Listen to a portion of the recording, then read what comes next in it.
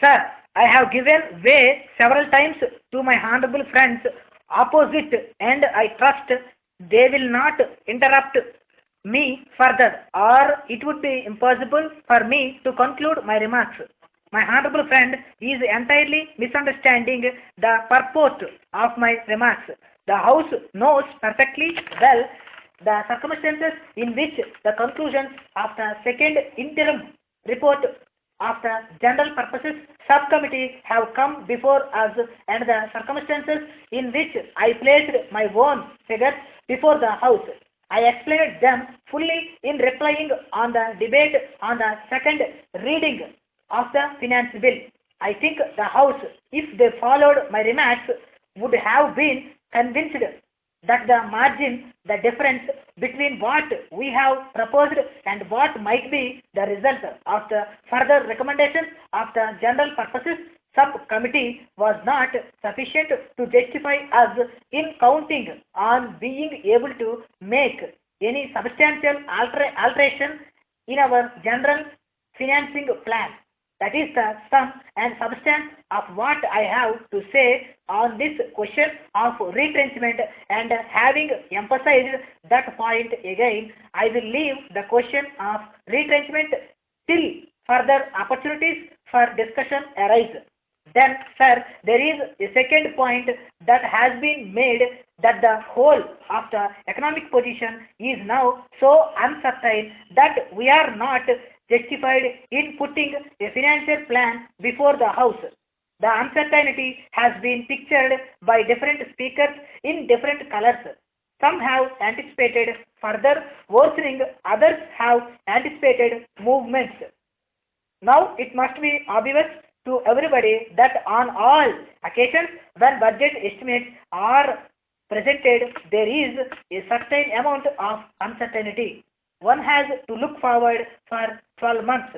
No finance member ever knows that the monsoon is going to be, or how conditions are going to go in the whole world.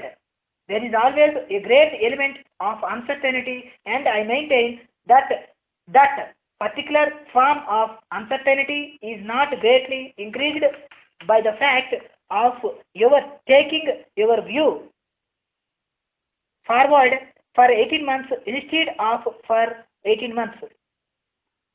But at present, we are working under a quite abnormal uncertainty, something quite different to that which we usually have to face. We must all accept that fact. I make no secret of it that it is possible that all our estimates may prove very wide of the mark. But I shall be in just the same position next March, and we shall gain nothing at all by waiting. However optimistic one may be about the future, if one really studies the factors which are underlying the present situation, no one can hope that by next March we should be able to say that all these factors of uncertainty have disappeared. The whole world is now once more on sure grounds, and we can go forward with confidence and make our plans with complete certainty as to how things are likely to turn out.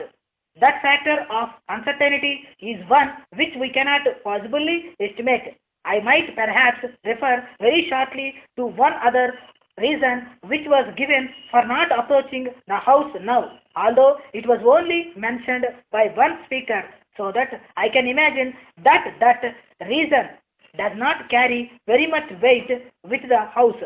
It was said that the British government, speaking through the mouth of the Prime Minister, had promised the government of India financial assistance of some kind of it should be needed. It was asked, with that promise behind you, why need you go forward with these drastic proposals for taxation?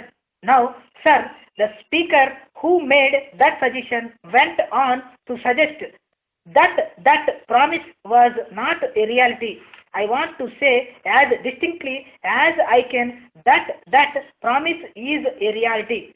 But let us all be very clear in our minds as to how advantage should be taken of it. I do not imagine there is a single man in this house who would like the position that India should go and ask for help from another government, because India has not had the courage to face her own troubles by her own measures.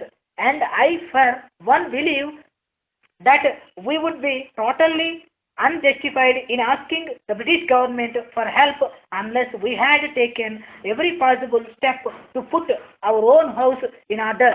Sir, that consideration to which I am now referring is not an argument for not proceeding with our taxation proposals, but it is the strongest possible argument for going ahead.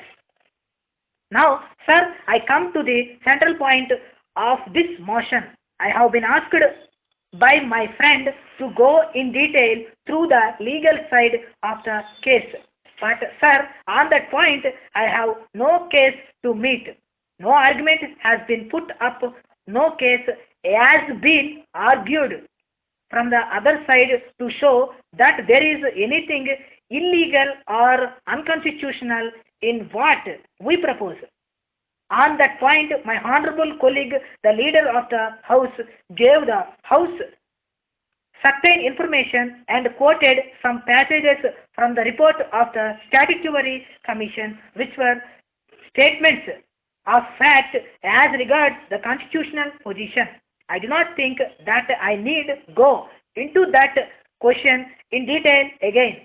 It is sufficient for me to inform the House that we have examined carefully the legal position, and we find that there is no shadow of a case for those who argue that what we are doing is unconstitutional.